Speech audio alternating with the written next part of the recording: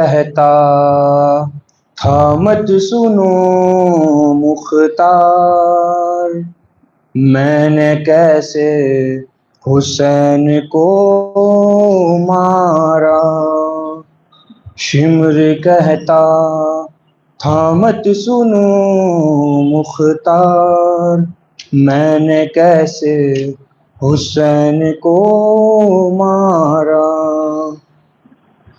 جب ہوا میں سوار سینے پر، لب ہلانے لگا تیرا مولا، پیاس میں بد دعائیں دینے لگے، مجھ کو شبیر ایسا لگتا تھا، میں نے ہونٹوں پہ کان رکھ کے سنا، وہ تو غازی کو یاد کرتا تھا۔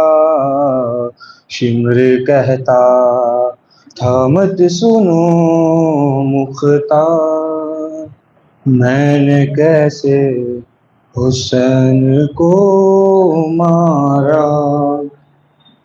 کیسی غربت تھی ابن زہرا پر، دیکھتی تھی سکینہ یہ منظر، میرے ہاتھوں میں شہ کی ڈاڑھی تھی، میں رلاتا رہا اسے ہنس کر، لاش عباس بھی تڑپنے لگی، جب تماچا حسین کو مارا۔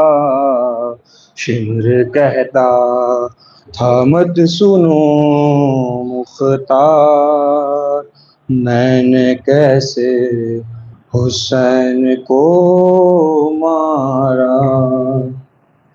وہ جو ایک نہر ہے وہاں ساری، تیرا مولا وہاں تجی سے گرا، عمر سعد نے کہا مجھ سے، قتل اس کو نشیب میں کرنا، میں یہاں قتل گاہ تک مختار، اس کو زلفوں سے کھینچ کر لایا۔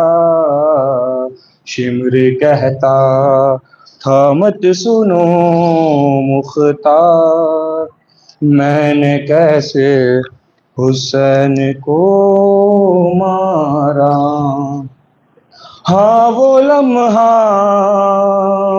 عجیب تھا مختار، میرے ہاتھوں میں تیز تھی تلوار، خود ہو جاتا تھا میرا خنجر، میں نے یوں بھی کیا تھا وار، مجھ سے کٹتا نہ گلا اس کا، اس کی ماں نے تھا ہاتھ رکھا ہوا۔ شمر کہتا تھا مت سنو مختار، میں نے کیسے حسین کو مارا۔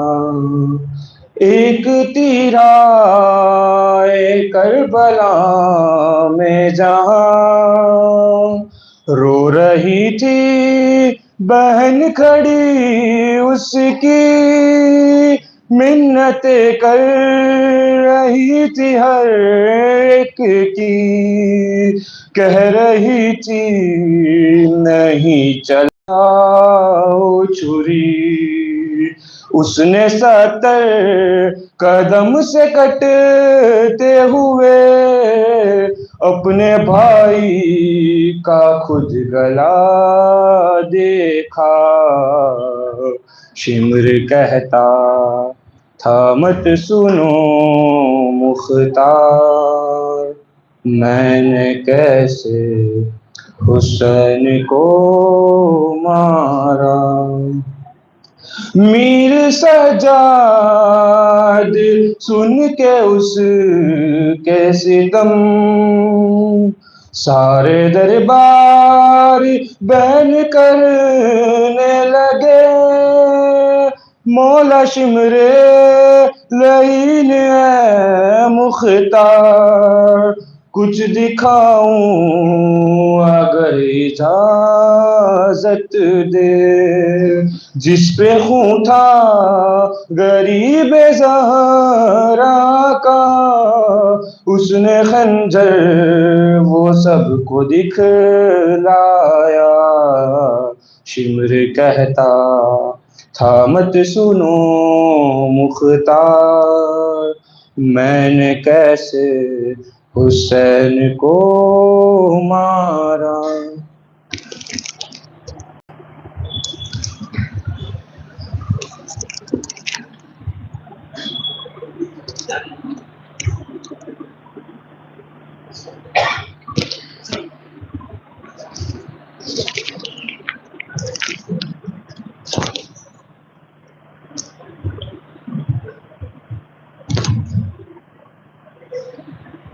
بر محمد و آل محمد صلوات۔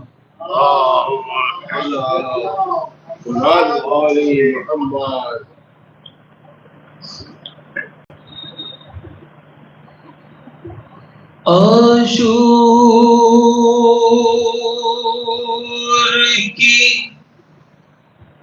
شب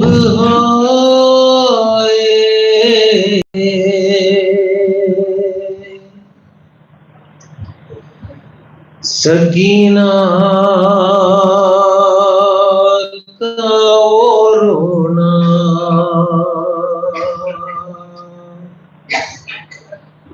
اور سید مظلوم کا بیٹی سے یہ کہنا،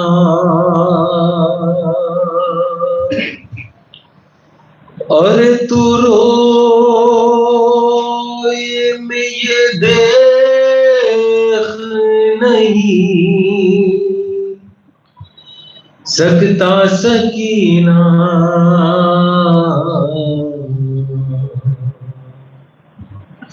اچھی نہیں یہ بات نہ رویا کرو بی بی، اچھی نہیں یہ بات نہ رویا کرو بی بی، پہلو میں کبھی ماں کے بھی سو یا کرو بی بی، اچھی نہیں یہ بات نہ رویا کرو بی بی، کیا ہوئے کسی شب کو جو ہم گھر میں نہ آئے، تم ہم کو نہ پاؤ تمہیں ہم بھی نہیں پائے، تڑپو گی نہیں درد سے وعدہ کرو بی بی، پہلو میں کبھی ماں کے بھی سو یا کرو بی بی، اچھی نہیں یہ بات نہ رویا کرو بی بی، اور بیٹھا کرو کچھ دیر چرا گو کو بجھا کر، سمجھا کرو اس خاک کو ہے لاڈلی بستر بالی کبھی نہیں کرو بی بی، پہلو میں کبھی ماں کے بھی سو یا کرو بی بی، اچھی نہیں یہ بات نہ رویا کرو بی بی، اور کچھ دیر تو یہ فرض کرو ہم نہ رہے گر، باقی نہ رہے ہاتھ کوئی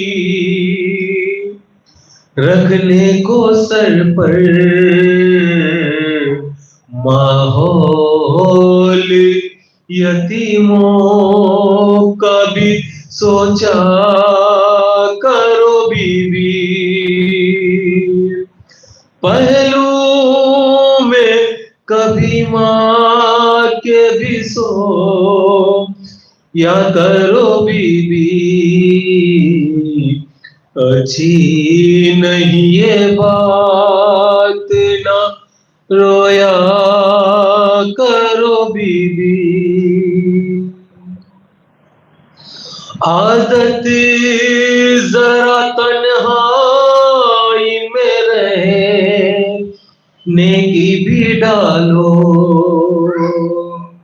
تصویر تصور میں اسیری کی بنا لو، آزاد پرندوں کو نہ دیکھا کرو بی بی، پہلو میں کبھی ماں کے بھی سو یا کرو بی بی، اچھی نہیں یہ بات نہ رویا کرو بی بی، ارے اصغر کو نہ مایوس کرو پیار سے اپنے، اکبر کی عروسی کے نہ دے ہاں کرو سپنے، سغرا کے قریب اتنا نہ بیٹھا کرو بی بی، پہلو میں کبھی ماں کے بھی سو یا کرو بی بی، اچھی نہیں یہ بات نہ رویا کرو بی بی، پہلو میں کبھی ماں کے بھی سو یا کرو بی بی، بر محمد وآل محمد صلوات،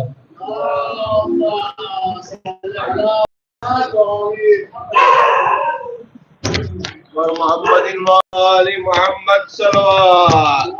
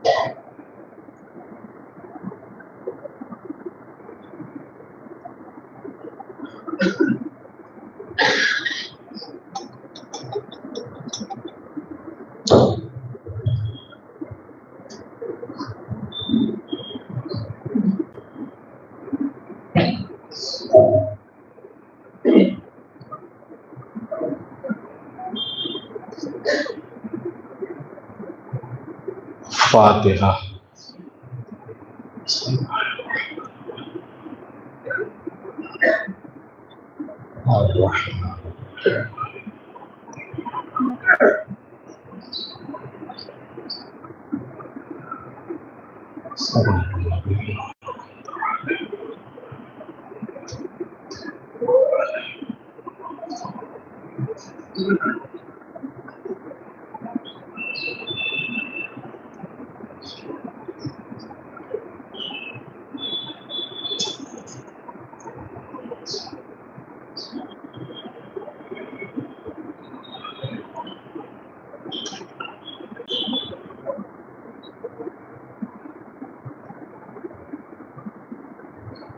لا حول ولا قوة إلا بالله العلي العظيم۔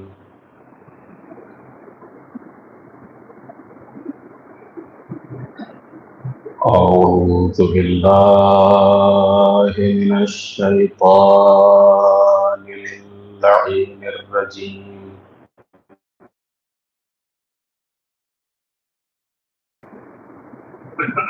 الحمد لله رب العالمين،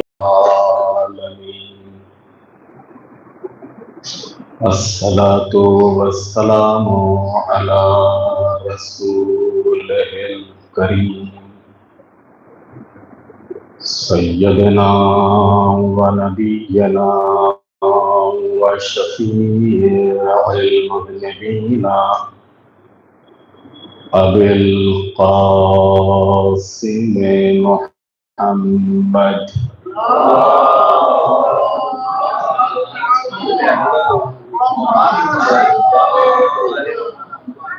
وآله الطيبين الطاهرين المعصومين المظلومين، ولعنة الله على أعدائهم أجمعين من يومنا هذا إلى قيام يوم الدين۔ رب اشرح لي صدري ويسر لي أمري واحلل عقدة من لساني يفقهوا قولي، أما بعد فقد قال الله الحكيم في القرآن الكريم، بسم الله الرحمن الرحيم، فضل الله المجاهدين على القائدين۔ صلوات محمد وعلى محمد۔ صل على محمد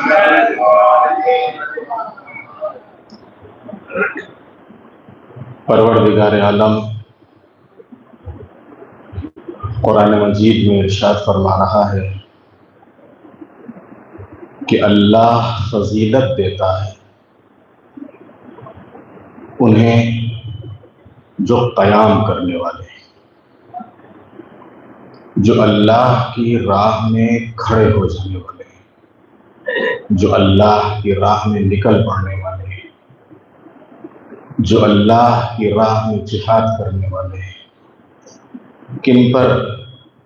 علی القاعدین، ان پر جن کے اندر احساس ہی نہیں ہے، جو بیٹھے ہوئے ہیں، جو سوئے ہوئے ہیں، جن کا ضمیر مردہ ہو چکا ہے۔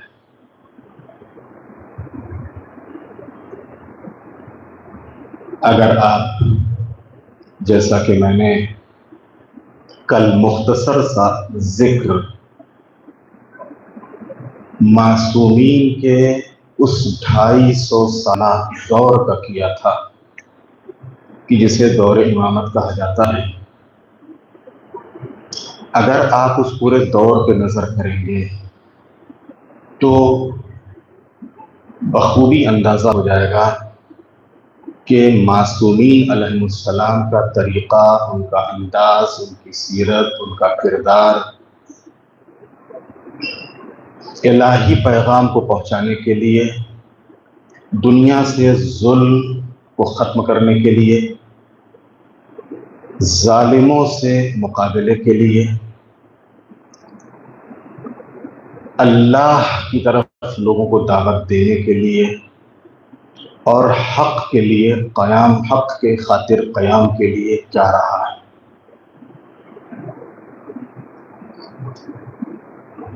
اور یہی نظریہ، یہی وچاردھارا جو قرآن مجید نے ہم کو دی ہے، جو ائمہ اطہار علیہ السلام سے ہمیں نظریہ ملا ہے، جو راہ دکھائی ہے، اسی راہ کے اوپر ہم چلنے والے ہیں اور اسی نظریے اور اسی آئیڈیالوجی کو ہم تسلیم کرنے والے ہیں۔ یعنی حق کے لیے آواز کو بلند کرنا، حق کے لیے آواز اٹھانا، حالات کے ہوتے ہوئے حق کے لیے کھڑے ہو جانا، اور باطل کے خلاف صدائے احتجاج، ظالم کے خلاف صدائے احتجاج بلند کرنا۔ اور یہ پوری تاریخ ہے، پورا اتہاس ہے، اور آج ہو سکتا ہے کہ کل انسان اس چیز کو سمجھ نہ پا رہا ہو کہ شیعہ آئیڈیالوجی کیا ہے، شیعہ عقیدہ کیا ہے، شیعہ نظریہ کیا ہے، شیعہ وچاردھارا کیا ہے۔ لیکن کیونکہ آج دنیا چھوٹی ہو چکی ہے، آج سوشل میڈیا کا زمانہ ہے، لہٰذا آج کے زمانے میں ہر چیز کو سمجھنا بہت آسان ہو گیا ہے، آج کے زمانے میں ہر چیز کو جاننا بہت آسان ہو گیا ہے، آج کے زمانے میں ہر چیز کا پتہ لگانا بہت آسان ہو گیا ہے۔ آپ کسی بھی مذہب کے بارے میں جاننا چاہتے ہیں، کسی بھی فرقے کے بارے میں جاننا چاہتے ہیں، کسی بھی مسلک کے بارے میں جاننا چاہتے ہیں، کسی بھی نظریے کے بارے میں جاننا چاہتے ہیں، کسی بھی وچاردھارا کے بارے میں جاننا چاہتے ہیں، آپ کو مل جائے گی گھر بیٹھے آپ کے ہاتھ میں۔ آپ گھر بیٹھے آپ وہ نظریہ جان سکتے ہیں، وہ عقیدہ جان سکتے ہیں، اس کا طریقہ سمجھ سکتے ہیں، وغیرہ وغیرہ۔ تو کیونکہ آج دنیا چھوٹی ہو چکی ہے، سوشل میڈیا کا زمانہ ہے، لوگوں تک بات آسانی سے پہنچ جاتی ہے، پہنچائی جا سکتی ہے، اس وجہ سے ہو سکتا ہے کہ کل کا انسان شیعت کو بہت قریب سے نہ دیکھ سکا ہو اور وہ بہت قریب سے نہ سمجھ سکا ہو، لیکن آج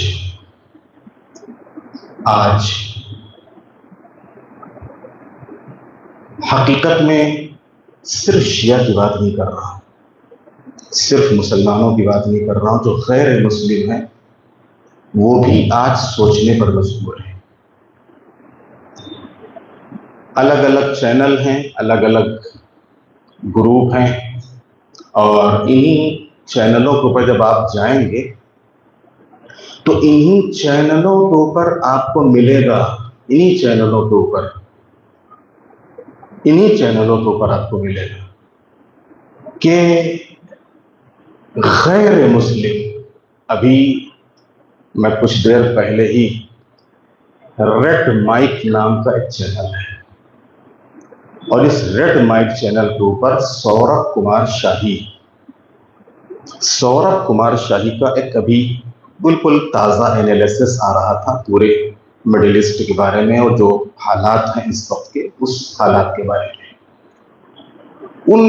اس نے جو چیز بیان کی لاسٹ میں، اس نے کہا میرے پاس بہت سے میسج آ رہے ہیں، میرے پاس بہت سے فون آ رہے ہیں، آج ہی کی بات کر رہا ہوں میں، وہ خود کہہ رہا ہے کہ جن کے میسج آ رہے ہیں ان کا کوئی شیعہ دھرم سے تعلق نہیں ہے، جن کے فون آ رہے ہیں ان کا کوئی اسلام دھرم سے تعلق نہیں ہے. وہ کہتے ہیں کہ ہم ایران کو بھی نہیں جانتے، لیکن جو ہوا ہے اور جس شخصیت کو مارا ہے، میرا پورا گھر کل مسلسل رو رہا ہے. ایک غیر مسلم، میں نے حوالہ دے دیا، آپ جا کے سن لیجئے گا کہ جب سے یہ ہوا ہے، میں لڑکی کا میسج، ایک لڑکی کا فون جو غیر مسلم ہے، وہ کہہ رہی کہ میں جب سے یہ واقعہ ہوا ہے، میں خود اور میرا باپ مسلسل رو رہے ہیں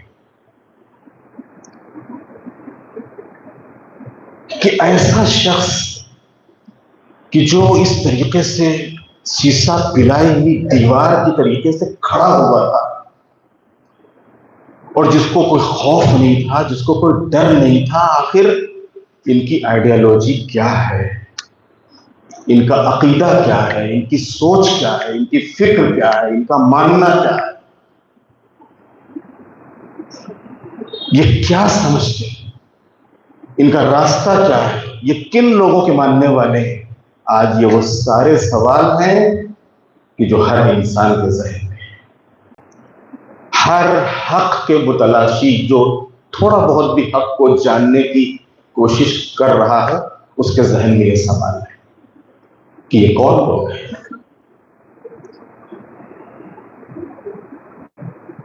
تو ارشاد ہو رہا ہے کہ اللہ ان کو کہ جو حق کے لیے کھڑے ہوتے ہیں، قیام کرتے ہیں، آواز اٹھاتے ہیں، احتجاج کرتے ہیں، فضیلت دے رہا ہے.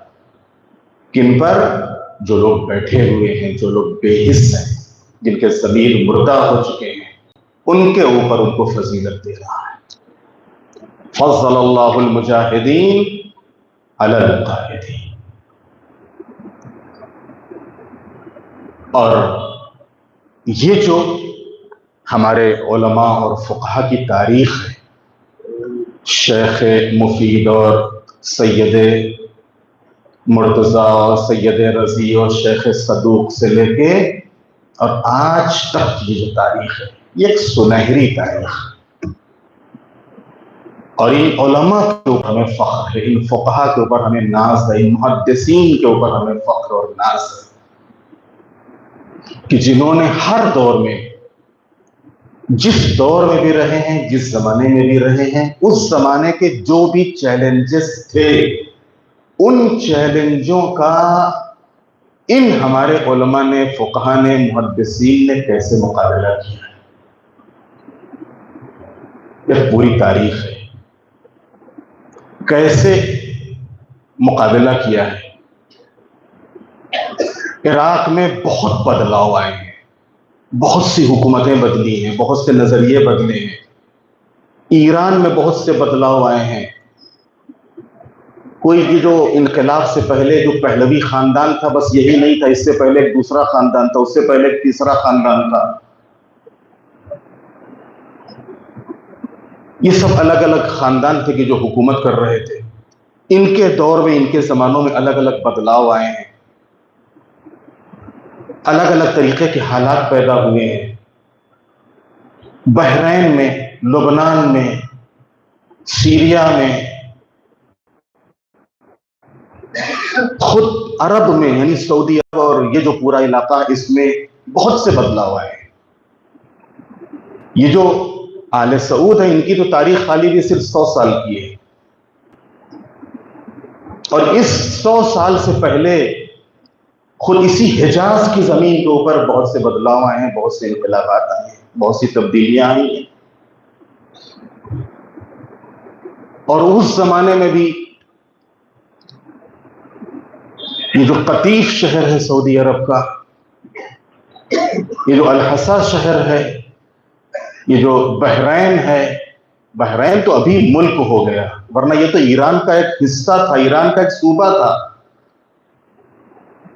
اور جسے اسی جو پہلوی شاہ تھا انقلاب سے پہلے، اسی نے برٹش حکومت کے کہنے کے اوپر اس کو الگ کر دیا تھا، بیچ دیا تھا، یوں کہا جائے.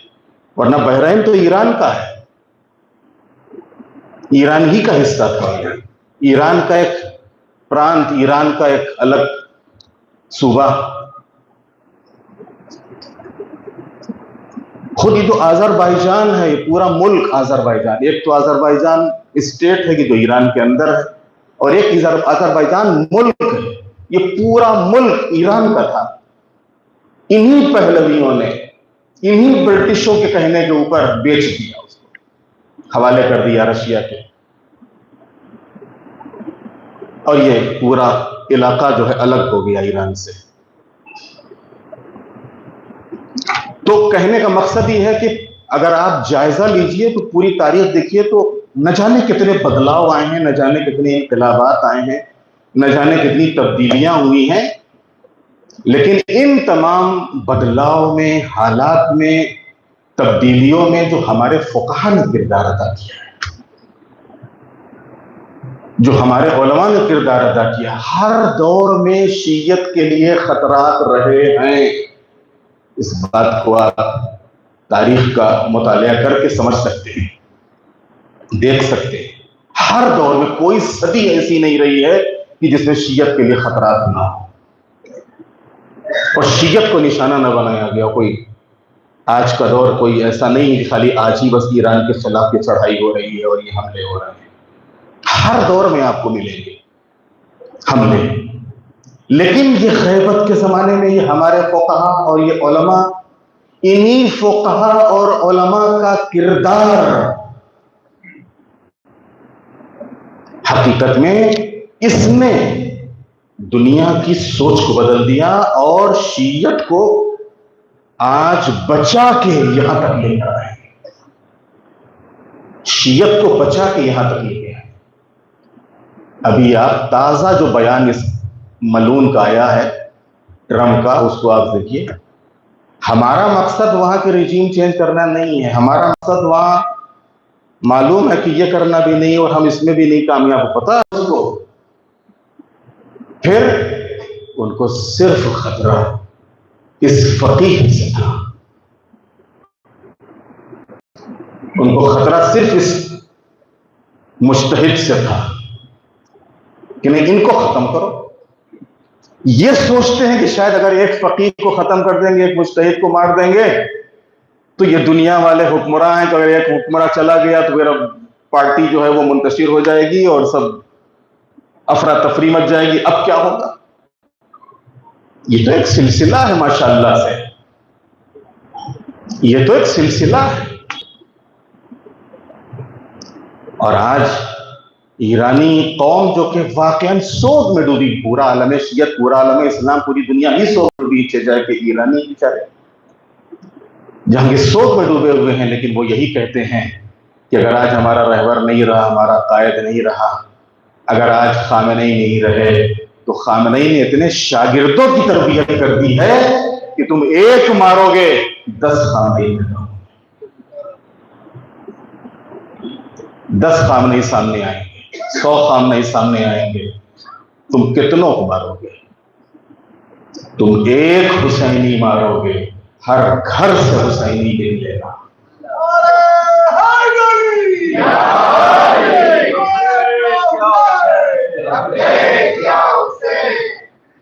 تم ایک حسینی مارو گے، ہر گھر سے حسینی نکلے گا. یہ ہمارا شعار ہے، یہ ہمارا طریقہ ہے، یہ ہمارا انداز ہے. ہم گھبرانے والے، ڈرنے والے، بنکروں میں چھپنے والے لوگ نہیں ہیں.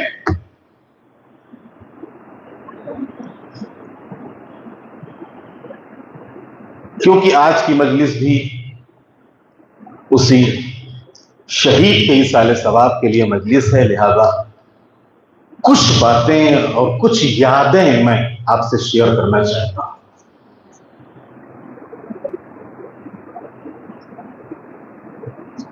اگرچہ اس ایک مجلس میں پورا زندگی نامہ اس عظیم شخصیت کا بیان ہی نہیں ہو سکتا ہے. خامنئی صاحب جن کی ولادت مشہد میں ہوئی تھی، مشہد ہی میں بچپنا گزرا. ان کے والد بھی بہت بڑے عالم تھے سید جواد خامنئی، اور پھر اسی نوجوانی میں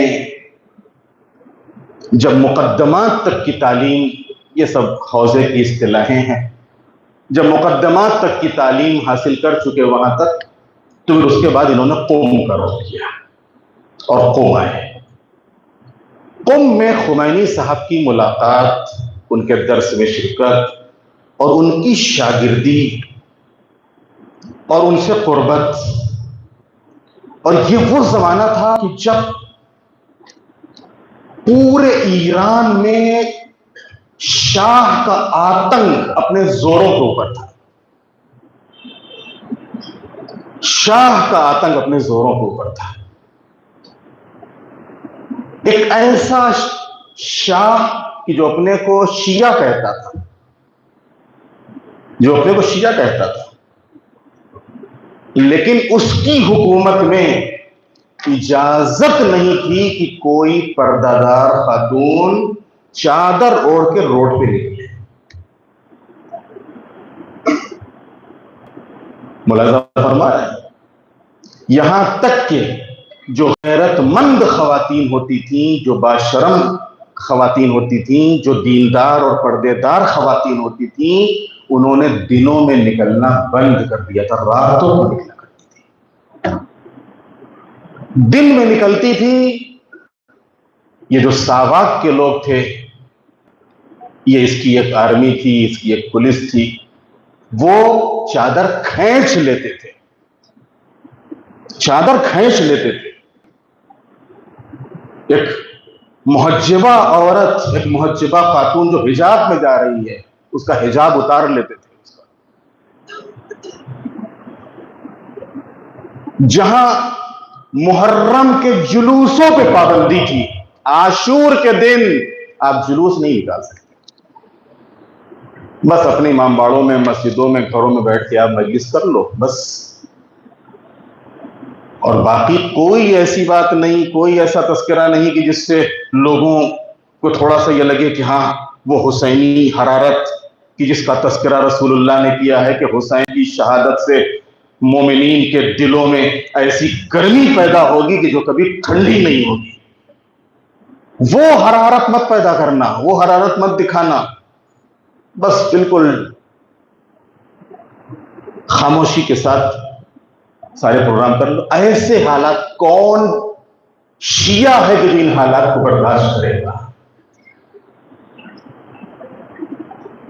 کون شیعہ ہے جو برداشت کرے گا ایسے حالات کو؟ جہاں کے اوپر اپنی اکثریت ہے، جہاں کے اوپر ہمارے پورے شہر ہمارے ہیں، جہاں پر ہمارے امام باڑے ہیں، ہماری مسجدیں ہیں، ہماری یادیں ہیں، روزے ہیں، امام رضا ہیں، معصومہ ہیں، باقی اور امام زادے ہیں، کون برداشت کرے گا؟ چنانچہ اس دور میں خامنئی صاحب خمینی صاحب کے ساتھ ہوئے، اور جس طریقے سے انہوں نے اس تحریک کو خمینی صاحب نے آگے بڑھایا، خامنئی صاحب ان کے ساتھ شانہ بشانہ میں، جس کے نتیجے میں 3 مرتبہ اسی شاہ ایران کی طرف سے زندان میں گئے، جیل میں ڈالے گئے، اور غالباً 10 سال خامنئی صاحب نے زندان میں گزارے، اور آخر میں 3ری مرتبہ ان کو تبعید کر دیا گیا، یعنی ایران چھوڑنے کے اوپر مجبور کیا گیا، آپ ایران سے چلے جائیں۔ ایران بدر، نجف تشریف لائے خمینی صاحب، اس زمانے میں نجف میں تھے، نجف میں بیٹھ کر اور نجف میں رہ کر وہ ساری سرگرمیاں اور ایران کے حالات کے اوپر گہری نظر، اور جو ایران میں دیندار طبقہ تھا اس سے رابطے، اور پھر اسی زمانے میں جب عراق کی حکومت کے اوپر امریکہ کا پریشر زیادہ ہوا تو خمینی صاحب پھر عراق سے کویت گئے اور کویت سے پیرس چلے گئے، یہاں تک کہ انقلاب کی جو آوازیں تھیں ان ایران میں خمینی صاحب کے جانے کے بعد، خامنئی صاحب کے ایران چھوڑنے کے بعد بہت تیز ہو گئی تھی، اور ہر چوراہے گلی محلے میں شاہ کے خلاف آوازیں اٹھ رہی تھیں، اور جو روڈوں پر آتے تھے ان کو گولیوں کا نشانہ بنایا جاتا تھا، گولیوں کا نشانہ بنایا جاتا تھا ان کو۔ چنانچہ یہ سارے حالات رہے۔ خلاصہ یہ کہ جب انقلاب آیا، یعنی یہ پوری ایران کی عوام شاہ کے اگینسٹ میں، شاہ کے خلاف کھڑی ہو گئی، اور اس زمانے میں یعنی آج سے 40 سال پہلے، آج سے 45-47 سال پہلے تہران کی سڑکوں کے اوپر 10 لاکھ لوگوں نے خمینی صاحب کا استقبال کیا تھا کہ جب پیرس سے آئے تھے، اور یہ خمینی صاحب کی مقبولیت تھی، یہ عقیدت تھی کہ جب آئے تھے ایران تو 10 لاکھ لوگوں نے استقبال کیا تھا، جب دنیا سے گئے تو 1 کروڑ لوگوں نے رخصت کیا تھا۔ اب تک کا پوری تاریخ کا سب سے بڑا اجتماع اور سب سے بڑی نماز جنازہ جو خمینی صاحب کی تھی، 1 کروڑ لوگوں نے خمینی صاحب کو وداع کیا تھا، رخصت کیا تھا۔ یہ جب خمینی صاحب ایران آئے تو اسی کے بعد اب جب امریکہ نے دیکھا کہ اس کے اہداف، اس کے مقاصد پورے نہیں ہو رہے ہیں، تو اب کیا کیا جائے، تو مسلسل اندر سے اس نے سازشیں شروع کر دی، اور خود ایران میں جو انقلاب کے بعد حکومتیں بنی ان کو توڑنا شروع کر دیا، ان کو خریدنا شروع کر دیا۔ انقلاب کے بعد وہاں کے اوپر ایک صدر بنا، جس صدر کا نام تھا بنی صدر، اس کا نام ہی تھا بنی صدر، اور وہ پریزیڈنٹ بنا ایران کا۔ موساد نے اور امریکہ نے اس کو خریدا۔ اسی زمانے میں ایک تو اس کو خریدا، دوسری طرف صدام کے ذریعے سے ایران کے اوپر حملہ کروا دیا، تاکہ یہ جو تازی اسلامی حکومت ہے، یہ جو ولی فقیہ والا نظریہ ہے ان کا، خمینی صاحب کو ختم کر دیا جائے اور یہ نظریہ مٹا دیا جائے۔ ادھر عراق کے ذریعے سے حملہ کروایا، ادھر صدر کو، جو پریزیڈنٹ ہے ملک کا، اسی کو کہتے ہیں خسرت دنیا والآخرہ۔ کیا کمی تھی؟ تم پورے ایران کے صدر تھے، تم کو کیا چاہیے تھا؟ بک گیا یہ۔ ادھر تبس ایک ریگستان تھا، ایک میدانی علاقہ تھا، وہاں کے اوپر پلاننگ ہوئی خمینی صاحب کو باقاعدہ، جس طریقے سے ابھی انہوں نے مل کے حملہ کیا ہے خامنئی صاحب کے گھر پہ، ایسے ہی خمینی صاحب کو اٹھانے کی، کہ یہ جتنے بھی جٹ ہیں یہ سارے کے سارے امریکن جٹ جائیں گے، اور جانے کے بعد خمینی صاحب کو اٹھا لیں گے وہاں سے۔ صدر کو خرید ہی لیا ہے، صدام کی طرف سے ادھر حکومت ایران کے اوپر حملہ ہو ہی رہا ہے، لہذا یہ جو ان کا اسلامی نظام ہے یہ کیا ہوگا؟ ختم ہو جائے گا، اور پھر ہم جو چاہیں گے وہ ہوگا۔ ادھر ہوا کیا؟ وہی جو جنگ خندق میں ہوا تھا، اللہ نے تیز ہوائیں چلائی۔ میں یہی کہتا ہوں جوانوں، نوجوانوں، اگر تمہارے ذہنوں میں کسی بھی طرف سے اگر کوئی وائرس ڈالا جائے، کسی بھی طرف سے کوئی شک شبہ ڈالا جائے، تو تم انقلاب کی تاریخ پڑھو کہ کیسے کیسے اللہ نے ان کی مدد کی ہے، اور کیسے کیسے امام زمانہ کی تائید اور ان کی عنایتیں اور ان کی دعائیں اس ایران کو ملتی رہی ہیں۔ اور بغیر اللہ کی مدد اور بغیر امام زمانہ کی تائید اور بغیر امام زمانہ کی توجہات کے اتنی ساری دشمنیوں اور محاذوں سے مقابلہ کرنا ممکن ہی نہیں۔ چنانچہ وہ جو 4 5 6 ان کے جٹ تھے، یہ سب اٹھے، آپس میں ٹکرائے، وہی ختم ہو گئے۔ ادھر بنی صدر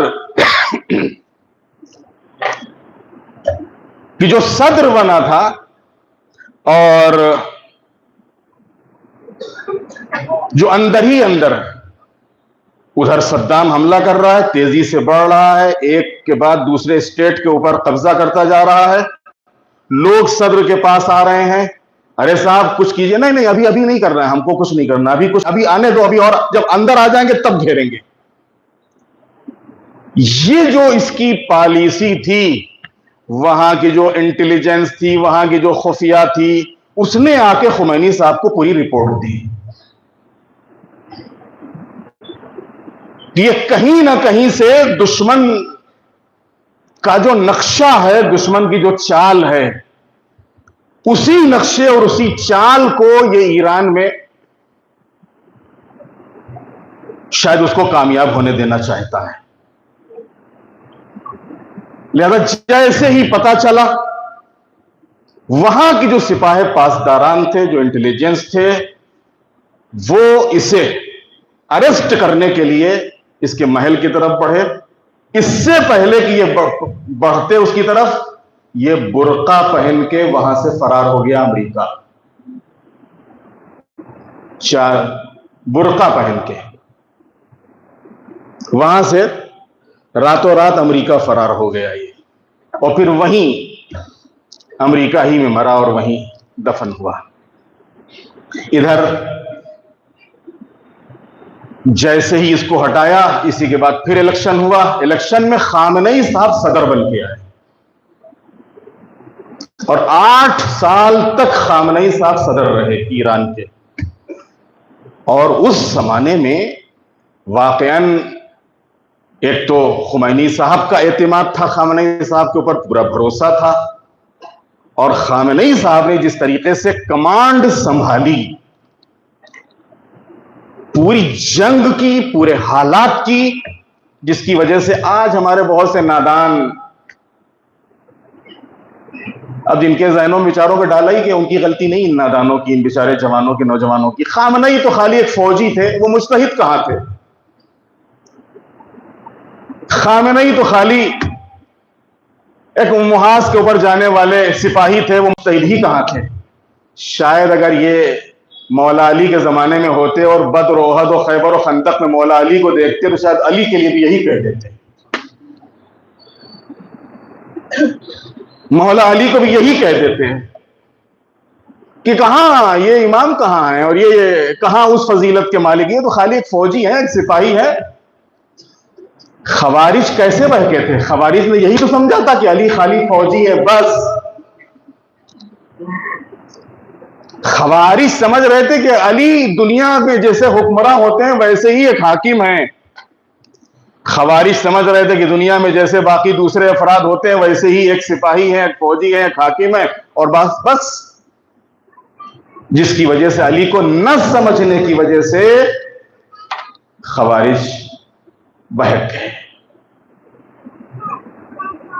8 سالہ شاندار دور خامنئی صاحب کا، اور اس کے بعد پھر جب خمینی صاحب کی رحلت ہوئی، تو خمینی صاحب کی رحلت کے بعد جیسا کہ میں نے کل عرض کیا تھا، وہاں کا باقاعدہ پورا ایک سسٹم ہے، ایک نظام ہے، پوری مجتہدین کی ایک کمیٹی ہے جس کو گارجین کونسل بولا جاتا ہے، اور یہ سب جمع ہوتے ہیں جس میں تقریباً 80 سے 85 مجتہدین۔ ایسے الیکشن سے جب آپ فارم بھریں گے خبرگان کے لیے، تو خبرگان میں آپ کو شامل ہونے کے لیے امتحان ہوگا۔ کاہے کا امتحان؟ اجتہاد کا، کہ آپ کے اندر وہ صلاحیت، وہ لیاقت، وہ قابلیت ہے کہ نہیں ہے۔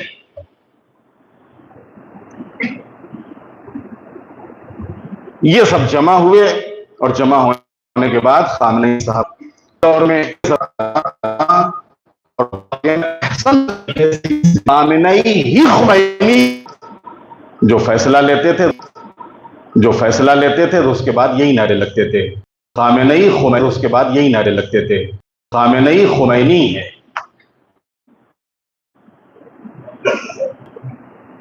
اگرچہ میں نے عرض کیا کہ یقیناً اس ایک مجلس میں ان کی پوری زندگی کو بیان کرنا ممکن نہیں ہے۔ 3 مرتبہ میری خود آغا سے بہت قریب سے ملاقات ہوئی ہے، بہت قریب سے دیدار ہوا ہے، اور میں نے بہت قریب سے آقا کو دیکھا ہے. 2 صفوں کا فاصلہ ہے. آقا کے پیچھے دوسری صف میں بیٹھ کے میں نے نماز پڑھی ہے آقا خامنہئی کے. پہلی مرتبہ جس وقت میرا طالب علمی کا زمانہ تھا، میں قم میں تھا، اور آقا خامنہئی کا ایران قم کا سفر تھا. جس وقت قم تشریف لائے تو یہ زمانہ ایام 20 کا زمانہ تھا، 13، 14، 15. تو میں مسجد جمکران میں اعتکاف میں تھا. مسجد جمکران میں اعتکاف میں بیٹھا تھا. 3 دن کا ان کا سفر تھا، وہاں کے اوپر قم کا قیام تھا. اس میں مراجع سے ملاقاتیں تھیں، عوام کی ملاقاتیں تھیں، طلاب سے ملاقاتیں تھیں، الگ الگ لوگوں سے ملاقاتیں تھیں. 13 رجب کا دن گزر کے 14 رجب گزری، اور شام کو، کیونکہ پوری رات عبادت میں گزرتی تھی اور مناجاتیں، دعائیں، پھر خود علماء اور مراجع درس اخلاق دینے کے لیے آتے تھے رات کو مسجد جمکران میں. جو اعتکاف میں بیٹھے ہوئے تھے وہ ان لوگوں کو، آغا کاشانی، آغا جوادی عاملی، ایسے افراد درس اخلاق دینے کے لیے آتے تھے.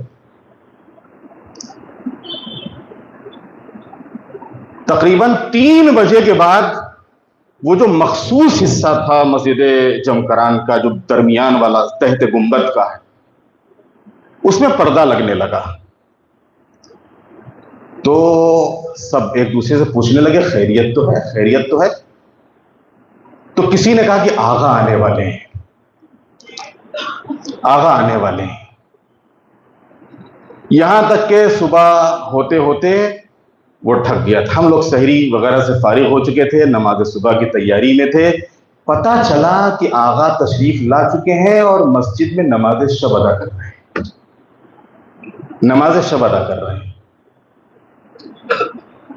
اب ہم لوگوں کا جو جوش تھا، ایک اندر سے ایک عقیدت تھی، ایک محبت تھی، اور ایک چاہت تھی کہ آقا کے پیچھے نماز پڑھنے کا موقع ملتا. یہاں تک کہ اذان صبح ہوئی تو وہ جو پردہ لگا تھا، جو راستے میں بیرکنگ لگی ہوئی تھی، تو انہوں نے کہا کہ بھائی ایک ایک کر کے آپ لوگ آئیے. کیونکہ وہ ایک ایک کر کے اور سب کو تلاشی وغیرہ لے کے وہاں کے اوپر جو ہے وہ اندر لے جا رہے تھے، تو اس وجہ سے لوگ ماشاءاللہ زیادہ تھے. اعتکاف میں بیٹھنے والے تقریباً 500 کے قریب افراد تھے ہم لوگ جو مسجد جمکران میں اعتکاف میں بیٹھے تھے. اور جب دیر ہوئی تھوڑی سی تو یہاں تک کہ اذان ہو گئی. اذان کے بعد آغا اقامت کے لیے کھڑے ہونا چاہتے تھے. کسی مجمع میں سے ایک ایرانی، اس نے آواز دی، آغا مامون دے، آغا ہم رہے جا رہے ہیں، ہم کیسے آپ کے پیچھے نماز پڑھیں گے، ہم کیسے آئیں. آغا نے ایک مرتبہ ایسے ہی ادھر دیکھا اور اشارہ کیا کہ بیرکنگ ہٹاؤ، پردہ کھولو.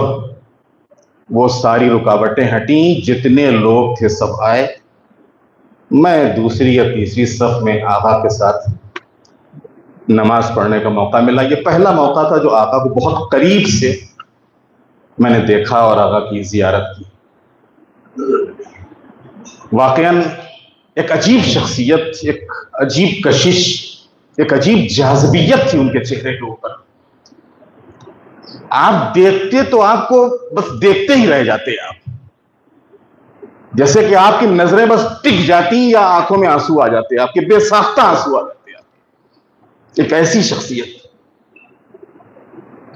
دوسری مرتبہ جب میں یہیں اسی بھاونگر کے قیام کے درمیان جب بیداری اسلامی کانفرنس ہوئی ہے اور پوری دنیا کے 85 ملکوں سے ڈیلیگیشن ایران گئے، جو ہندوستان سے ڈیلیگیشن گیا تھا اس میں بہرحال اس حقیر کا نام بھی تھا، اور ان 18 لوگوں کے ڈیلیگیشن میں گجرات سے میں تھا، جس میں اہل سنت بھی تھے، شیعہ بھی تھے، دونوں تھے. احمد آباد کے جماعت اسلامی کے جو صدر ہیں یہ بھی ہمارے ساتھ تھے. حیدرآباد کے کچھ اہل سنت تھے، لکھنؤ کے مسجد فتح پوری دلی کے امام تھے، اس کے علاوہ مولانا شمیم الحسن صاحب بنارس سے، حمید الحسن صاحب لکھنؤ سے، کلب صادق صاحب، یہ سارے، کلب جواز صاحب، یہ سب سارے علماء اس وقت ہمارے ساتھ تھے. اور بیداری اسلامی کانفرنس تھی. اسی بیداری اسلامی کانفرنس میں آغا کو تقریر کرنا تھی، اور تقریر ہی سے ان کی اس پروگرام کی، اس کانفرنس کی شروعات ہونی تھی.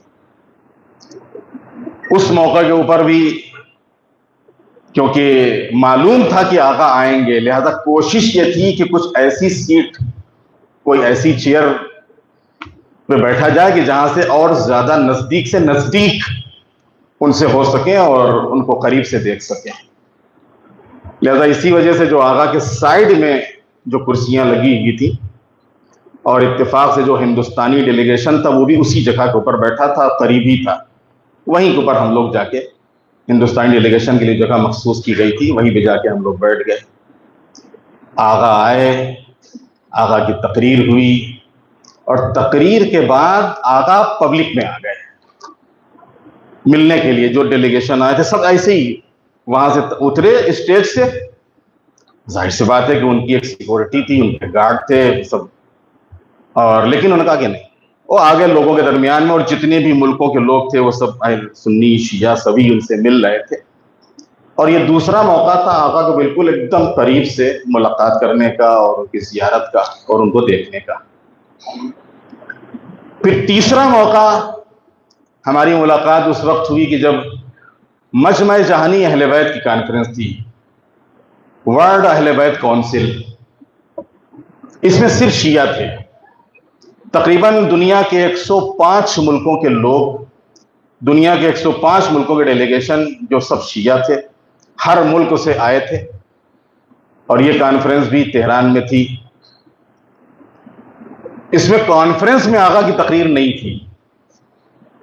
کانفرنس کا جو آخری دن تھا، اس دن ہم لوگوں کو لے جایا گیا خود آقا کے امام باڑے میں. ان کی امام بارگاہ جو حسینیہ امام خمینی کے نام سے مشہور ہے، جو آقا کے مکان سے بالکل ملا ہی ہوا امام باڑہ ہے جو حسینیہ ہے، وہاں کے اوپر پروگرام تھا.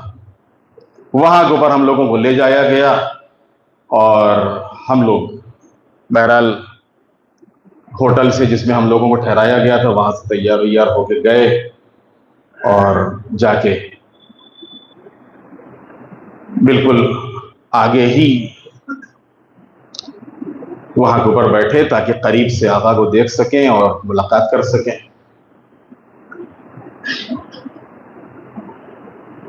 بڑی بڑی شخصیتیں، ایران کے الگ الگ تنظیموں، الگ الگ جو بھی انجمنیں تھیں، ان کے افراد، وہ سب بڑے بڑے علماء، وہ سب آئے، اور کی جو بھی جگہیں مخصوص تھیں وہ سب بیٹھے. اور پھر وہ موقع آیا کہ جب آقا تشریف لائے. آپ نے دیکھا ہوگا کہ جب وہ آتے تھے تو پیچھے پردہ ہے، پردہ ہٹتا ہے، اور پردے کے بعد وہ اپنے گھر سے اسی پردے سے پبلک کے سامنے آتے ہیں. تو وہ پردہ ہٹا اور ایک مرتبہ آقا آئے. اب وہ جو ایک جوش ہوتا ہے، جو ایک ولولہ ہوتا ہے، جو ایک عقیدت ہوتی ہے، اسی جوش اور ولولے اور عقیدت کے تحت پوری پبلک کھڑی ہوئی اور نعرے لگانا شروع کیے، اور اپنے اپنے لحاظ سے لوگوں نے اپنے اپنے ملکوں کی طرف سے ان کا استقبال کرنا شروع کیا، اور اپنے ملکوں کے شیعوں کا سلام پہنچانا شروع کیا کہ آقا ہم اپنے ملک کی طرف سے اپنے ملک کے شیعوں کا سلام آپ کی خدمت میں پہنچا رہے ہیں. آقا تشریف فرما ہوئے، انہوں نے تقریر کی، انہوں نے بھی پوری دنیا کے شیعوں کو اس کا جواب دیا، سلام پہنچایا. اور اس کے علاوہ اہل بیت عصمت طہارت علیہم السلام کی اس مشن کو آگے بڑھانے کے لیے، اور اہل بیت کی تعلیمات کو بڑھانے کے لیے جو اہل بیت کونسل کام کر رہی، اس کے اوپر کچھ روشنی ڈالی. اور یہ تیسری ملاقات تھی، اور وہاں کے اوپر بھی ایسے ہی تقریر ختم ہوئی، اور تقریر ختم ہونے کے بعد پھر انہوں نے پرسنلی جو آگے شخصیتیں بیٹھی ہوئی تھیں ان سے ملاقات کی، اور وہ اندر چلے. یہ 3 موقع تھے کہ جو بہت ہی قریب سے، بہت ہی نزدیک سے آقا کو دیکھنے کا، آقا کی زیارت کا، آقا کے پیغامات کو اور آقا کے بیان کو سننے کا موقع ملا. میں نے عرض کیا کہ بڑی جاذب شخصیت تھی، بڑی نورانی شخصیت تھی. آپ دیکھتے تو دیکھتے ہی رہ جائیں بس۔ آج افسوس ہے کہ وہ شخصیت آج ہمارے درمیان میں نہیں ہے، لیکن ان کی تعلیمات، ان کا بتایا ہوا راستہ اور جو ان کی ہمت، ان کا حوصلہ، ان کی استقامت، یہ سب ہمارے لیے درس ہے، یہ سب ہمارے لیے درس ہے۔ یقیناً ایسی ہستی کا سوگ ہونا ہی چاہیے، سوگ منانا ہی چاہیے، لیکن مجھے شکوہ ہے بھاونگر سے، مجھے شکوہ ہے کہ جیسا سوگ منانا چاہیے تھا ویسا سوگ نہیں منایا بھاونگر نے۔ چلیے ہم کہتے ہیں امریکہ کا نام لینے کے اوپر، اسرائیل کا نام لینے کے اوپر کسی کو پرابلم ہو سکتی ہے۔ ارے بھائی، کالا پرچم لگانے سے کس کو پرابلم ہے؟ کیا آپ امام باڑے کی دیوار کے اوپر روڈ کی طرف ایک کالا بینر بھی نہیں لگا سکتے ہو؟ ایک کالا کپڑا، خادی کچھ نہ لکھ کے خالی کالا کپڑا بھی نہیں لٹکا سکتے ہو کہ ہم سوگ میں ہیں؟ ایک آقا کا فوٹو بھی نہیں لگا سکتے ہو؟ اس سے زیادہ شرم کی بات کیا ہوگی کہ یہاں سے لے کے اور امبا چوک کے پورے بھاونگر کی کسی گلی کوچے میں کسی بھی جگہ کے اوپر آقا کا کوئی فوٹو نہیں ہے۔ کاہے کا ڈر ہے؟ اور اگر حق کے لیے ہم کہتے ہیں اگر ہتکڑی بھی لگتی ہے تو لگوا لینا چاہیے، کاہے کا ڈر ہے؟ کوئی ہم نے جرم نہیں کیا ہے، کوئی ہم نے ظلم نہیں کیا ہے، کیا اپنے پیشوا کا، اپنے رہبر کا ہم غم بھی نہیں منا سکتے؟ ہم کہاں کسی کو کچھ کہنے جا رہے ہیں؟ ہم تو اپنا سینہ کوٹ رہے ہیں، ہم تو خود سیاہ لباس پہنے ہوئے ہیں، ہم نے تو اپنے گھر کو سیاہ پوش کیا ہے، ہم نے اپنے امام باڑے کو سیاہ پوش کیا ہے، ہم نے اپنے محلے میں بینر لگائے ہیں، اپنے محلے میں پوسٹر لگائے ہیں، کیا کسی کو تکلیف؟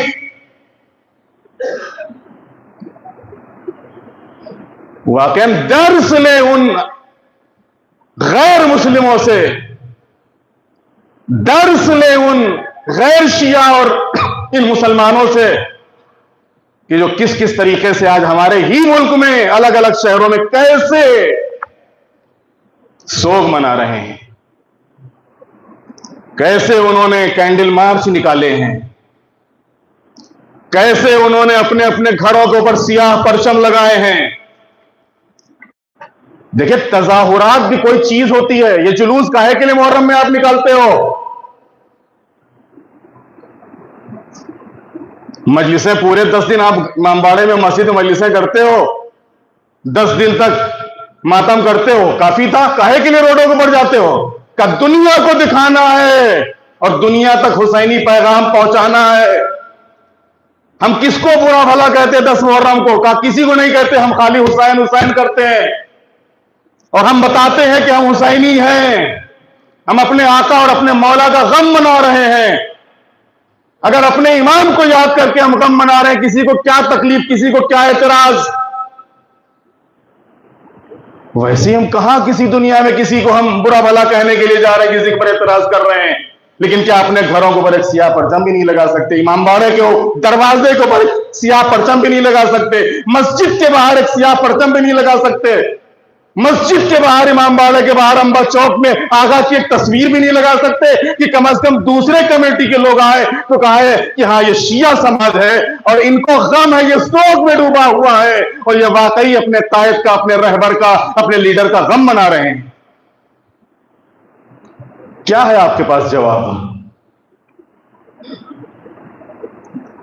کیا ہے جواب آپ کے پاس؟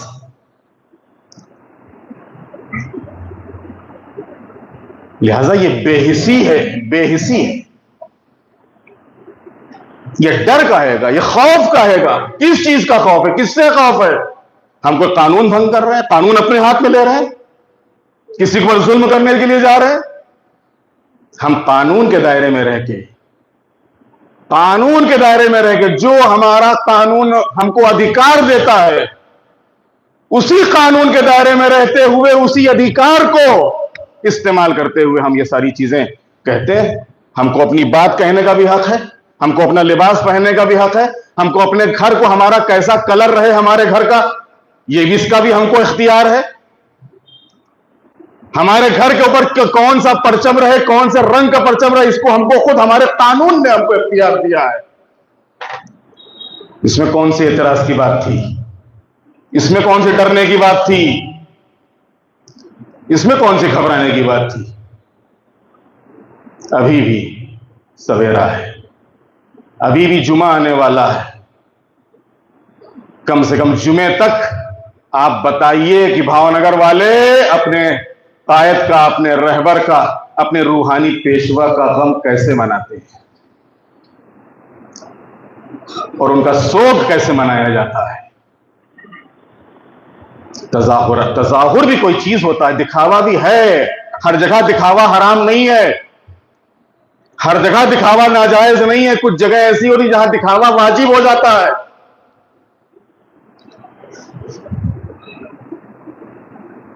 عزیزان محترم, میں نے عرض کیا کہ ایک ایسی شخصیت, ایک ایسا کردار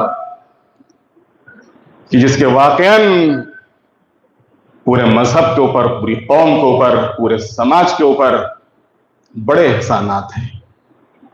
آج دنیا میں اگر کوئی ہم کو پہچان رہا ہے, کوئی جان رہا ہے, تو حقیقت میں یہی وہ ہستیاں ہیں, یہی وہ کردار ہیں, یہی وہ کیریکٹر ہیں جس کی وجہ سے ہم لوگ پہچانے جا رہے ہیں, جانے جا رہے ہیں. ورنہ دنیا میں نہ جانے کتنی قومیں آباد ہیں, کون کس کو جانتا ہے, کون کس کو پہچانتا ہے, کون کس کو پوچھ رہا ہے, کون کس کے بارے میں سوال کر رہا ہے. آج ہر انسان پوچھ رہا ہے یہ شیعہ کون ہے, ان کی فکر کیا ہے, ان کا نظریہ کیا ہے, ان کی آئیڈیالوجی کیا ہے. یہ امام علی کون ہے جن کو یہ خامنئی مانتے تھے, یہ امام حسین کون ہے جن کو یہ فالو کرتے تھے. وہی امام علی کہ جنہوں نے 4.5 سال کی اس حکومت کے دور میں کہا تھا کہ اگر حق کسی کا چیونٹی کے سوراخ میں بھی ہوگا نا, تو علی اس چیونٹی سے بھی اس کے حق کو اس کے سوراخ سے باہر لا کے اس کے حق کو واپس کروائے گا, دلوائے گا. اور امیر المومنین کا یہی عادلانہ نظام, جس کی وجہ سے آپ کو صبح 19 رمضان کو مسجد کوفہ میں شہید کیا گیا اور آپ کے سر پہ ضربت لگائی گئی. یہ عدالت, یہ انصاف لوگوں کو پسند نہ آیا. انصاف یا حق کس کو پسند نہیں ہوتا ہے؟ جو کرپٹڈ لوگ ہوتے ہیں, جو بدعنوان قسم کے لوگ ہوتے ہیں, ان کو کبھی بھی عدالت, انصاف پسند نہیں آئے گا, کیونکہ بدعنوانی کر نہیں پائیں گے, وہ کرپشن کر نہیں پائیں گے. لہذا جب وہ بدعنوانی کر نہیں پائیں گے, کرپشن کر نہیں پائیں گے, تو اس کے نتیجے میں کیا ہوگا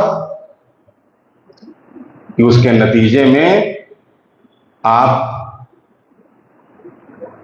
وہ حکومت, وہ حاکم کہ جو آپ کے اس بدعنوانی میں اور آپ کے کرپشن میں رکاوٹ بنا ہے, آپ چاہیں گے جتنی جلدی ہو سکے درمیان سے چلا جائے. چنانچہ امیر المومنین کی وہ عدالت برداشت نہیں ہوئی. امام حسین نے کیا کیا تھا, کیا کسی کا بگاڑا تھا, لیکن امام حسین نے جب یزید نے مطالبہ بیعت کیا ہے تو امام نے یہی کہا تھا کہ مثلی لا یبایع مثلہ, مجھ جیسا یزید جیسے کہ ہاتھ پہ ہاتھ نہیں رکھے گا. کیا امام حسین کو پتہ نہیں تھا کہ اس راہ میں کتنی سختیاں ہوں گی, کتنی تکلیفیں ہوں گی اور کن کن حالات کا سامنا کرنا پڑے گا؟ آج بہت سے سوالات اٹھتے ہیں, کیا ایران کو یہ پتہ نہیں تھا کہ ہاں اگر ہم نے ایسا کیا تو جواب دیا یا حملہ کیا تو اس کا نتیجہ کیا ہوگا, اگر ہم نے استقامت دکھائی تو کیا ہوگا, اگر ہم نے امریکہ اور اسرائیل کی بات نہیں مانی تو اس کا اثر کیا ہوگا؟ ہیں ایران کے اندر بھی جو اس قسم کے سوالات کرتے ہیں. کیا ایران کو پتہ نہیں تھا؟ نہیں پتہ تھا، لیکن میں نے کل کی مجلس میں عرض کیا تھا کہ ہمارا راستہ مولا امیر المومنین کا راستہ ہے، ہمارا راستہ مولا امام حسین کا راستہ ہے۔ حقیقت میں خمینی صاحب نے بھی وہی راستہ اختیار کیا تھا، خامنئی صاحب بھی اسی راستے پر چلے اور اسی راستے پر چل کے یہاں تک پہنچے، اور انشاءاللہ تا ظہور حضرت حجت یہ راستہ حقیقت میں مومنین کا راستہ رہے گا۔ چنانچہ امام کربلا پہنچے۔ کربلا 2 محرم کو امام وارد کربلا ہوئے۔ جس وقت سرزمین کربلا کے اوپر امام حسین کا قافلہ پہنچا ہے تو زمین کربلا کے اوپر قافلے کے پہنچتے ہی امام جس گھوڑے پر سوار تھے اس نے اپنے قدموں کو جما دیا۔ امام نے متعدد گھوڑے بدلے لیکن کسی گھوڑے نے قدم آگے نہیں بڑھائے۔ امام سواری سے اترے، ایک مشت خاک اٹھائی، سونگھا، ہاں یہ وہی خاک ہے۔ جناب زینب نے سوال کیا، بھیا کون سی خاک؟ کہ وہ خاک کہ جس میں ہمارا خون شامل کیا جائے گا، اسی سرزمین کے اوپر ہمیں قتل کیا جائے گا، اسی سرزمین کے اوپر تم کو اسیر کیا جائے گا۔ بھیا عباس خیمے لگاؤ۔ عزادارو زمین کربلا کے اوپر خیمے لگنے لگے اور بیویاں ان خیموں میں عماریوں سے اتر کے، محلوں سے اتر کے ان خیموں میں آنے لگی۔ جناب زینب کہتی ہیں کہ جیسی میں نے خیمے میں قدم رکھا ہے تیز ہوا کا جھونکا آیا اور میرے سر سے ردا سرک گئی۔ میں نے کہا فضا ذرا بھیا کو بلاؤ، اور اب جو امام آئے تو میں نے سوال کیا ماں جائے بھیا یہ کون سی زمین ہے؟ کہ بہن کیا ہوا؟ کہ جیسے ہی میں نے قدم رکھا ہوا کا ایک تیز جھونکا آیا اور میرے سر سے ردا سرک گئی۔ کہا بہن یہی تو وہ سرزمین ہے کہ جس سرزمین کے اوپر تمہارے سر سے ردا کو کھینچا جائے گا، تمہیں بے مخنہ اور چادر کیا جائے گا۔ کہ بھیا جب سے خیمے میں آئی ہوں مسلسل خیمے کے پیچھے سے ایک آواز آ رہی ہے، جیسے ایک ماں رو رہی ہو، جیسے ایک ماں فریاد کر رہی ہو، واہ حسینہ واہ مظلومہ۔ امام نے فرمایا بہن تم نے پہچانا نہیں، یہ میری اور تمہاری ماں فاطمہ جب سے میں نے مدینہ چھوڑا ہے ہمارے قافلے کے ساتھ ساتھ ہیں، جہاں جہاں ہمارا قافلہ رکا ہے وہاں وہاں کے اوپر یہی آواز آئی ہے، واہ حسینہ واہ مظلومہ۔ میں نے کل عرض کیا تھا عزیزو، اگر آج ایک روحانی پیشوا دنیا سے رخصت ہو گیا، آج پوری دنیا غم منا رہی ہے، پورا شیعہ سماج غم میں ڈوبا ہوا ہے، اہل اسلام بھی غم منا رہے ہیں، حقیقت میں تعزیت دے رہے ہیں، پرسہ پیش کر رہے ہیں ان کے گھر والوں کو، ان کے بچوں کو، مومنین ایک دوسرے کو، یہاں ہمارا رہبر نہیں رہا، ہمارا قائد نہیں رہا۔ اللہ اکبر، کل کربلا کے میدان میں سید سجاد کو کسی نے پرسہ نہیں پیش کیا، زینب کبریٰ کو کسی نے تعزیت نہیں دی، سکینہ کو کسی نے تسلی نہیں دی۔ جزاکم اللہ، کیسی تسلی؟ کہتے ہیں کہ جیسے ہی خیموں میں آگ لگی ہے کہ تو بچی جن جلتے ہوئے خیموں سے نکلی، تو جو جلتے ہوئے خیموں سے نکلی ہے تو دامن میں آگ لگ چکی تھی۔ عزادارو اسی جلتے ہوئے دامن کو لیے ہوئے مقتل کی طرف چلی جا رہی تھی۔ حمید ابن مسلم کہتا ہے کہ میں نے دیکھا، قریب گیا، قریب جانے کے بعد میں نے کہا کہ کوئی خدمت، میں نے چاہا کہ اس بچی کے دامن کی آگ کو بجھا دیں۔ کہا شیخ میرے ہاتھ نہ لگانا۔ عزادارو ایک مرتبہ کہتی بچی بابا بابا کہتی مقتل کی طرف چلی، کہتے بچی مقتل کی طرف چلی جا رہی تھی اور مقتل سے نشیب سے ایک آواز آ رہی تھی، الیہ الیہ یا سکینہ، الیہ الیہ یا سکینہ۔ کہتے جب شام غریبہ میں زینب بچوں کو تلاش کرنے کے لیے نکلی ہے اور جگہ سکینہ نظر نہیں آ رہی ہیں، فرات کی طرف گئی، بھیا عباس تم نے سکینہ کو دیکھا؟ کوئی جواب نہ آیا۔ غزاداروں ایک طرف گنج شہیدہ میں آئی، چاروں طرف نظریں دوڑائی، سکینہ کہیں نظر نہیں آئی۔ غزاداروں پھر ایک مرتبہ نشیب کی طرف چلی، کیا دیکھا؟ سکینہ ایک لاش بے سر سے لپٹی ہوئی۔ آواز دی بہن ام کلثوم ذرا آہستہ قدم آگے بڑھانا، لگتا ہے کہ بچی تھک کے سو گئی ہے۔ عزاداروں زینب آگے بڑھی، آہستہ سے سکینہ کو اس جسم سے جدا کیا۔ جیسے ہی سکینہ کو آغوش میں لیا ہے، ایک سوال کیا جناب زینب نے، میری بیٹی تم نے کیسے پہچانا کہ یہ تمہارے بابا کا لاشا ہے؟ اس لیے کہ لاش کو سر سے پہچانا جاتا ہے۔ ارے اس کا تو سر بھی نہیں ہے۔ کہا پھوپھی اماں جب میرے دامن میں آگ لگی، میں مقتل کی طرف آ رہی تھی، بابا کہتی ہوئی دوڑ رہی تھی، اسی لاش بے سر سے آواز آئی، آ میری بچی میرے سینے سے لگ جاؤ۔ میں آگے بڑھی اور اپنے بابا کے سینے سے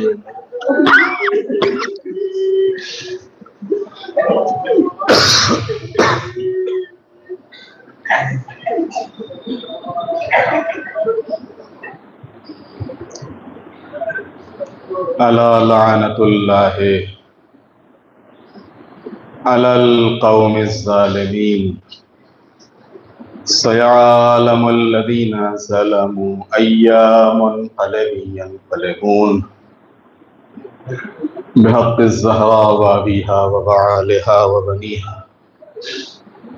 بار الہ اس ذکر کا واسطہ ہے، معبود انقلاب اسلامی ایران کی حفاظت فرما۔ بار الہ جس طریقے سے امریکہ اور ان کے تمام اتحادیوں نے ایران کے اوپر ہجوم کیا ہے، معبود ان کے ارادوں میں ناکام فرما، ان کو ذلیل و خوار فرما۔ بار الہ تجھے واسطہ ہے محمد والے محمد علیہ السلام کا، مولا امام زمانہ کے ظہور میں تعجیل فرما، ہم سب کو امام کے غلاموں اور ان کے نصروں میں شمار فرما۔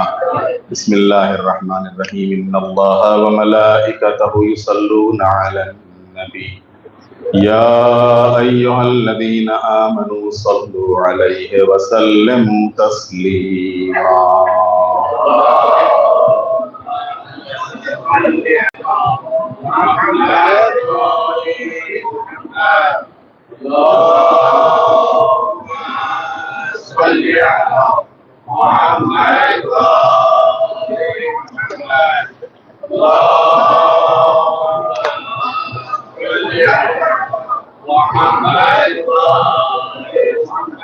امریکہ اسرائیل اوپر، اللہم صلی علی محمد وآل محمد۔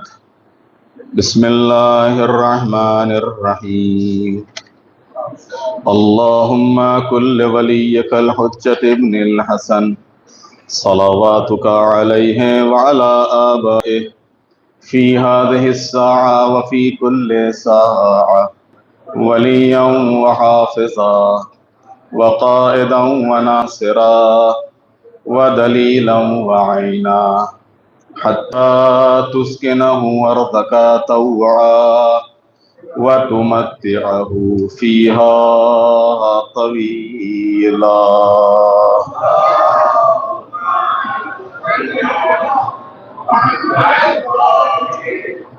اللہم صلی علی محمد وآل محمد۔ بسم اللہ الرحمن الرحیم، اللہم صلی علی محمد وآل محمد۔ اللہم انی افتتح الثناء بحمدک وانت مسدد للثواب بمنک وایقنت انک انت ارحم الراحمین فی موضع العفو والرحمہ واشد المعاقبین فی موضع النکال والنقمہ وعظم المتجبرین فی موضع الکبریاء والعظمہ۔ اللہم اعظم لی فی دعائک ومسألتک فاسمع یا سمیع مدحتی واجب یا رحیم دعوتی واقل یا غفور عسرتی۔ فکم یا الہی من کربت قد فرجتها وہموم قد کشفتها وعسرت قد اقلتها ورحمت قد نشرتها وحلقة بلاء قد فككتها. الحمد لله الذي لم يتخذ صاحبة ولا ولدا ولم يكن له شريك في الملك ولم يكن له ولي من الذل وكبره تكبيرا.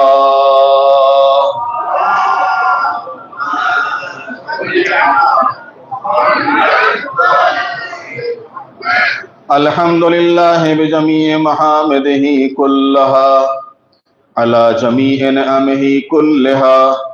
الحمد لله الذي لا مضاد له في ملكه ولا منازع له في أمره. الحمد لله الذي لا شريك له في خلقه ولا شبيه له في عظمته. الحمد لله الفاشي في الخلق أمره وحمده الظاهر بالكرم مجده الباسط بالجود يده الذي لا تنقص خزائنه ولا تزيده كثرة العطاء إلا جودا وكرما إنه هو العزيز الوهاب. اللهم إني أسألك قليلا من كثير ما حاجة بي إليه عزيما وغناك عنه قديم وهو عندي كثير وهو عليكم سهل يسير. اللهم إنا عفوك عن ذنبي وتجاوزك عن خطيئتي وصفحك عن ظلمي وسترك على قبيح عملي وحلمك عن كثير جرمي عندما كان من خطئي وعمدي. أطمعني في أن أسألك ما لا أستوجبه منك الذي رزقتني من رحمتك وأريتني من قدرتك وعرفتني من إجابتك فصرت أدعوك آمنا وأسألك مستانسا لا خائفا ولا وجلا مدلا عليك فيما قصدت فيه إليك فإن أبطأ عني عتبت بجهلي عليك ولعل الذي أبطأ عني هو خير لي لعلمك بعاقبة الأمور. فلم أر مولا كريما أصبر على عبد لئيم منك علي. يا رب إنك تدعوني فأولي عنك وتتحبب إلي فأتبغض إليك وتتودد إلي فلا أقبل منك كأن لي التطول عليك. فلم يمنعك ذلك من الرحمة لي والإحسان إلي والتفضل علي بجودك وكرمك. فارحم عبدك الجاهل وجد عليه بفضل إحسانك إنك جواد كريم. الحمد لله مالك الملك مجري الفلك مسخر الرياح فالق الإصباح ديان نجوى تبارك وتعالى. الحمد لله الذي ليس له منازع يعادله ولا شبيه يشاكله ولا زهير يعاصده. قهر بعزته العز وتواضع لعظمته العظماء فبلغ بقدرته ما يشاء. الحمد لله الذي يجيبني حين أناديه ويستر علي كل عورة وأنا عاصي ويعظم النعمة علي فأجازيه. فكم من موهبة هنية قد عاتاني وعزيمة مخوفة قد كفاني وبهجة مونقة قد أراني فأثني عليه حامدا وأذكره مسبحا. الحمد لله الذي لا يهتك حجابه ولا يغلق بابه ولا يرد سائله ولا يخيب آمله. الحمد لله الذي يؤمن الخائفين وينجي الصالحين ويرفع المستضعفين ويزع المستكبرين ويهلك ملوكا ويستخلف آخرين. والحمد لله قاسم الجبارين مبير الظالمين مدرك الهاربين نكال الظالمين صريخ المستصرخين موضع حاجات الطالبين معتمد المؤمنين.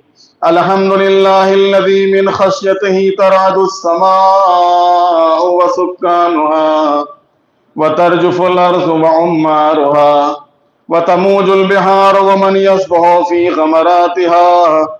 الحمد لله الذي هدانا لهذا وما كنا لنهتدي لولا أن هدانا الله.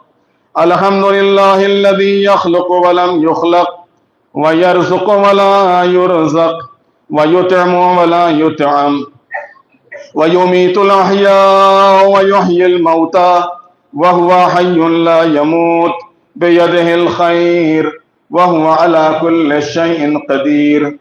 اللهم صل على محمد عبدك ورسولك وأمينك وصفيك وحبيبك وخيرتك من خلقك وحافظ سرك ومبلغ رسالاتك، أفضل وأحسن وأجمل وأكمل وأزكى وأنمى وأطيب وأطهر وأسنى وأكثر ما صليت وباركت وترحمت وتحننت وسلمت على أحد من عبادك وأنبيائك ورسلك وصفوتك وأهل الكرامة عليك من خلقك. اللهم وصل على علي أمير المؤمنين ووصي رسول رب العالمين، عبدك ووليك وأخي رسولك وحجتك على خلقك وآيتك الكبرى والنبأ العظيم. وصل على الصديقة الطاهرة فاطمة الزهراء سيدة نساء العالمين. وصل على سبطي الرحمة وإمامي الهدى الحسن والحسين سيدا شباب أهل الجنة. وصل على أئمة المسلمين علي بن الحسين ومحمد بن علي وجعفر بن محمد وعلي بن موسى ومحمد بن علي وعلي بن محمد والحسن بن علي والخلف الهادي المهدي حججك على عبادك وأمنائك في بلادك صلوات كثيرة دائمة.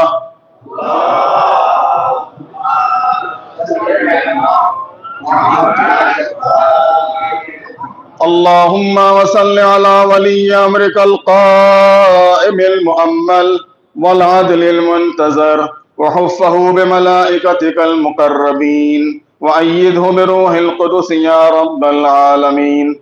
اللهم اجعله الداعي إلى كتابك والقائم بدينك، استخلفه في الأرض كما استخلفت الذين من قبله، مكن له دينه الذي ارتضيته له، أبدله من بعد خوفه أمنا يعبدك لا يشرك بك شيئا. اللهم أعزه وعزز به وانصره وانتصر به وانصره نصرا عزيزا وافتح له فتحا يسيرا واجعل له من لدنك سلطانا نصيرا. اللهم أعزر به دينك وسنة نبيك حتى لا يستخفي بشيء من الحق مخافة أحد من الخلق. اللهم إنا نرغب إليك في دولة كريمة تعز بها الإسلام وأهله وتذل بها النفاق وأهله وتجعلنا فيها من الدعاة إلى طاعتك والقادة إلى سبيلك وترزقنا بها كرامة الدنيا والآخرة. اللهم ما عرفتنا من الحق فحملنا وما قصرنا عنه فبلغنا. اللهم المم به شاسنا واشعب به صدعنا وارتق به فتقنا وكسر به قلتنا وعازز به ذلتنا وأغني به عائلنا واقض به عن مغرمنا واجبر به فقرنا وسد به خلتنا ويسر به عسرنا وبيض به وجوهنا وفك به أسرنا وأنجح به طلبتنا وأنجز به مواعيدنا واستجب به دعوتنا وعاطنا به سؤلنا وبلغنا به من الدنيا والآخرة آمالنا. وآتنا به فوق رغبتنا يا خير المسؤولين وأوسع المعطين. اشف به صدورنا واذهب به غيظ قلوبنا واهدنا به لما اختلف فيه من الحق بإذنك إنك تهدي من تشاء إلى صراط مستقيم.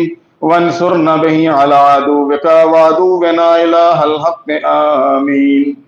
اللهم إنا نشكو إليك فقد نبينا صلواتك عليه وآله وغيبة ولينا وكسرة عدونا وقلة عددنا وشدة الفتن بنا وتظاهر الزمان علينا.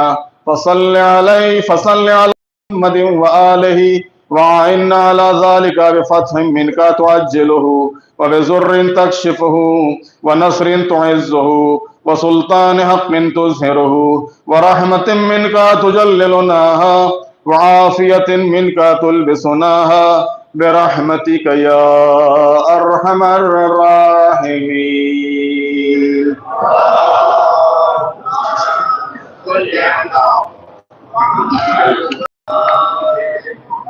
انشاءاللہ آج ٹھیک 11:30 بجے جناب سیدہ ہال میں درس کا پروگرام رہے گا.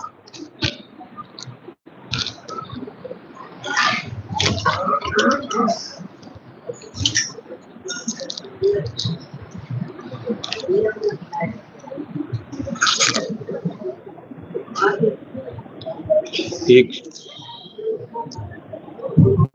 سورۃ فاتحہ آپ سامنے صاحب تથા ગઈકાલે આજે ઈરાનમાં શહીદ થયેલા તમામ શહીદો રૂના સ્વભાવિક સૂરત ફાતિહા.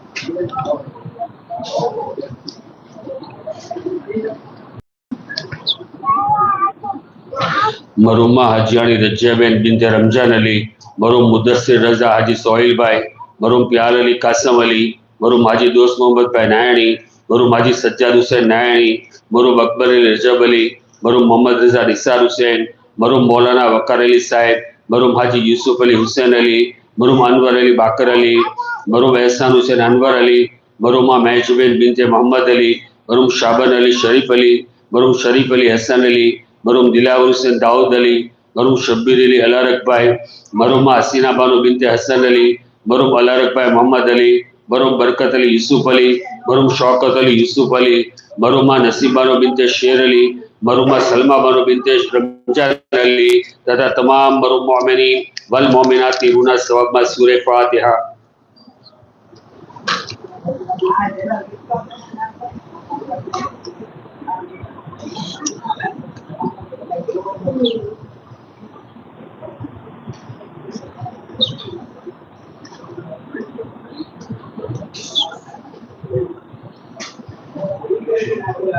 اللهم صل على محمد وآل محمد.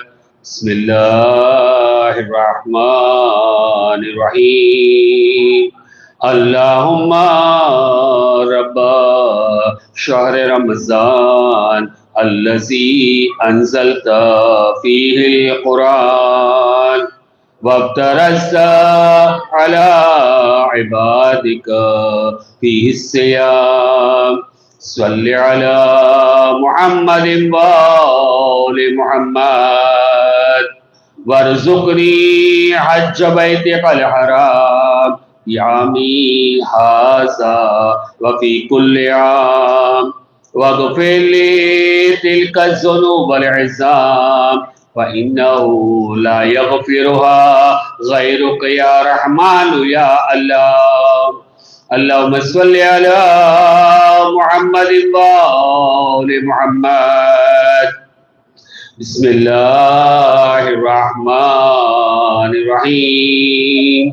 اللهم برحمتك في الصالحين فادخلنا وفي عليين فارفعنا وبقاسم من معين من عين سلسبيل فاسقنا ومن الحور العين برحمتك فزوجنا ومن الولدان المخلدين كأنهم لؤلؤ مكنون فأخدمنا ومن ثمار الجنة والحوم غير فاتنا ومن ثياب السندس والحرير والاستبرق فالبسنا وليلة القدر وحج بيتك الحرام وقتلا في سبيلك فوفق لنا والصالح الدعاء والمسألة فاستجب لنا وإذا جمعت الأولين والآخرين يوم القيامة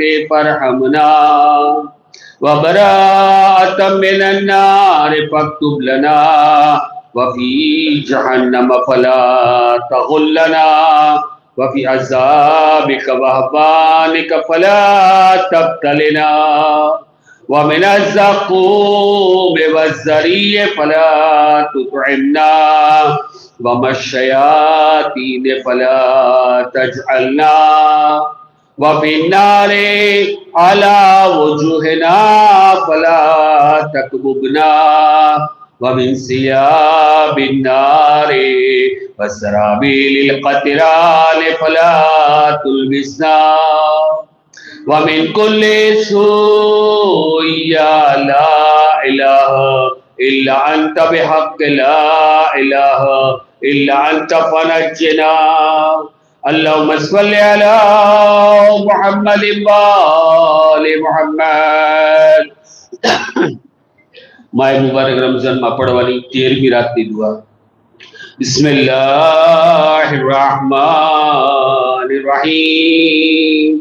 یا جبار السماوات و جبار الارضین و یا من له ملکوت السماوات و ملکوت الارضین و غفار الذنوب والسميع العليم الغفور الحليم الرحيم الصمد الفرد الذي لا شبيه لك ولا ولي لك أنت العلي الأعلى والقدير القادر وأنت التواب الرحيم.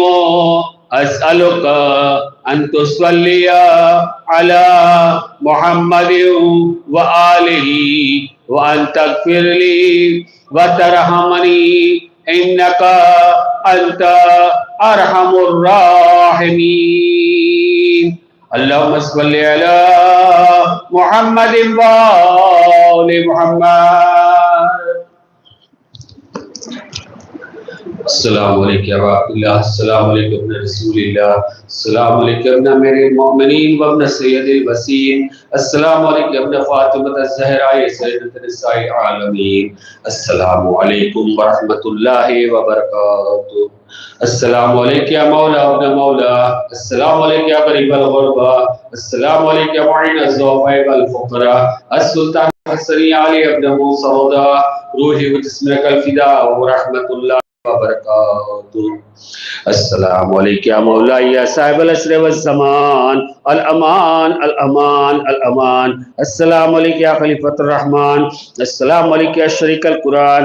السلام علیکم یا امام الانس والجان. عجل اللہ تعالی فرجک وسهل اللہ تعالی مخرجک وظہورک. السلام علیکم ورحمۃ اللہ وبرکاتہ. بر دشمنان اہل بیت